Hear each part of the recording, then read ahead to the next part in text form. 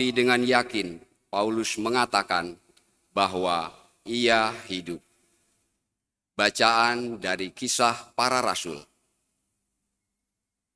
Waktu Paulus ditahan dalam penjara di kota Kaisarea, datanglah Raja Agripa dengan Bernike ke Kaisarea untuk mengadakan kunjungan kehormatan kepada Gubernur Festus.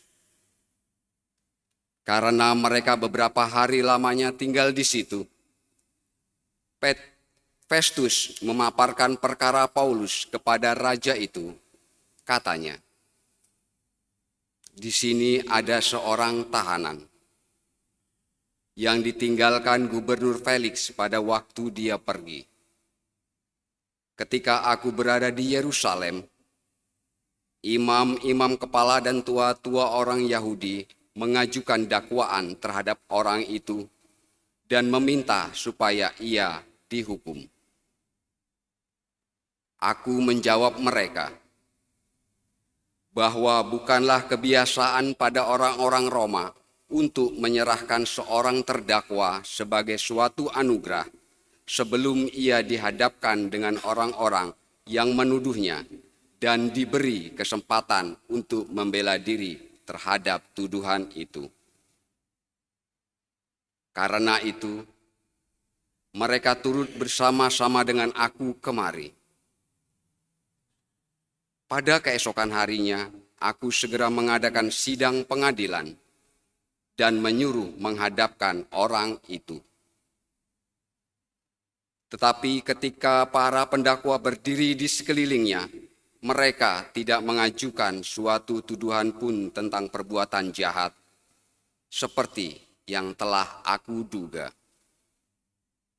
Mereka hanya berselisih paham dengan dia tentang soal-soal agama mereka dan tentang seorang yang bernama Yesus yang sudah mati. Tetapi dengan yakin Paulus mengatakan bahwa ia hidup. Karena aku ragu-ragu bagaimana harus memeriksa perkara-perkara seperti itu, aku menanyakan apakah Paulus mau pergi ke Yerusalem supaya perkaranya dihakimi di situ. Tetapi Paulus naik banding. Ia minta supaya ia tinggal dalam tahanan dan menunggu sampai perkaranya diputuskan oleh kaisar. Karena itu, aku menyuruh menahan dia sampai aku dapat mengirim dia kepada kaisar." Demikianlah sabda Tuhan. Syukur kepada Allah. Tuhan sudah menegakkan tahtanya di surga. Tuhan sudah menegakkan di surga. Pujilah Tuhan, hai jiwaku. Pujilah namanya yang kudus, hai segenap batinku. Pujilah Tuhan, hai jiwaku. Janganlah lupa akan segala kebaikannya. Tuhan sudah menegakkan tahtanya di surga. Setinggi langit dari bumi, demikianlah besar kasih setia Tuhan atas orang-orang yang takwa kepadanya. Sejauh timur dari barat, demikianlah pelanggaran-pelanggaran kita dibuangnya. Tuhan sudah menegakkan tahtanya di surga. Tuhan sudah menegakkan tahtanya di surga, dan kerajaannya berkuasa atas segala sesuatu. Pujilah Tuhan, hai malaikat-malaikatnya. Agungkanlah dia, hai pahlawan-pahlawan perkasa. Tuhan sudah menegakkan tahtanya di surga. Haleluya, haleluya, haleluya, haleluya, haleluya, haleluya.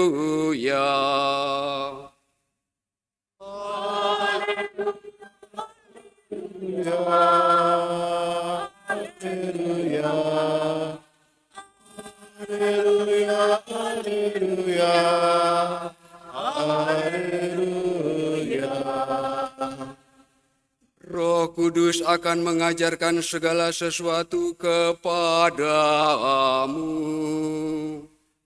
Ia akan mengingatkan kamu akan semua yang telah kukatakan kepadamu.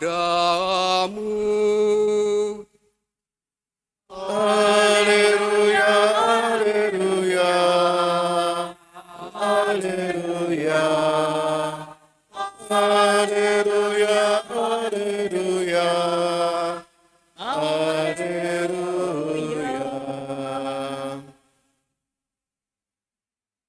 Tuhan bersamamu. Dan bersama rohmu. Inilah Injil suci menurut Yohanes. Dimuliakanlah Tuhan. Yesus yang telah bangkit menampakkan diri kepada murid-muridnya. Sesudah mereka sarapan, Yesus berkata kepada Simon Petrus, "Simon, anak Yohanes, apakah engkau mengasihi aku lebih daripada mereka ini?"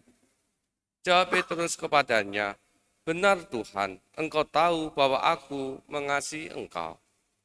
Kata Yesus kepadanya, "Gembalakanlah domba-dombaku." Kata Yesus pula kepadanya untuk kedua kalinya, "Simon anak Yohanes, apakah engkau mengasihi aku?"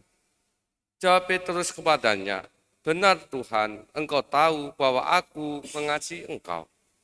Kata Yesus kepadanya, "Gembalakanlah domba-dombaku." Kata Yesus kepadanya untuk ketiga kalinya, "Simon anak Yohanes, apakah engkau mengasihi aku?" Maka sedihlah hati Petrus karena Yesus berkata untuk ketiga kalinya, "Apakah engkau mengasihi aku?" Dan ia berkata kepadanya, "Tuhan, engkau tahu segala sesuatu. Engkau tahu bahwa aku mengasihi engkau." Kata Yesus kepadanya, "Gembalakanlah domba-dombaku. Aku berkata kepadamu, sesungguhnya ketika masih muda, engkau sendiri mengikat pinggangmu, dan engkau berjalan kemana saja kau kehendaki. Tetapi jika engkau sudah menjadi tua, engkau akan mengulurkan tanganmu, dan orang lain akan mengikat engkau, dan membawa engkau ke tempat yang tidak kau kehendaki." Hal ini dikatakan Yesus untuk menyatakan bagaimana Petrus akan mati dan memuliakan Allah. Sesudah mengatakan demikian, ia berkata kepada Petrus, "Ikutlah aku." Demikianlah sabda Tuhan. Terpujilah Kristus.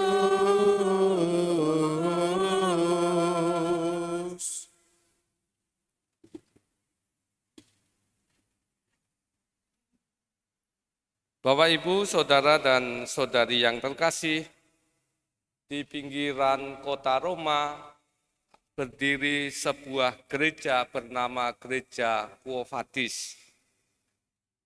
Menurut tradisi, gereja itu didirikan di tempat di mana Yesus menampakkan diri kepada Petrus ketika Petrus ingin melarikan diri dari kota Roma, tidak tahan atas penganiayaan yang dialami olehnya dan murid-murid Tuhan.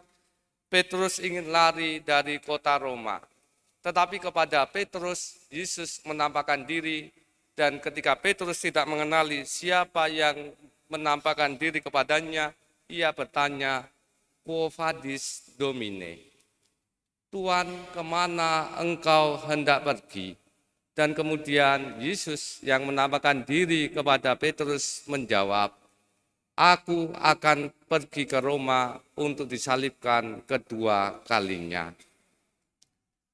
Mendengar jawaban Yesus itu, kemudian Petrus mengurungkan niatnya untuk lari dari kota Roma untuk kembali ke Roma, dan menurut tradisi Petrus akhirnya menjadi martir di kota Roma dengan disalibkan secara terbalik di tempat di mana sekarang didirikan Basilika Santo Petrus.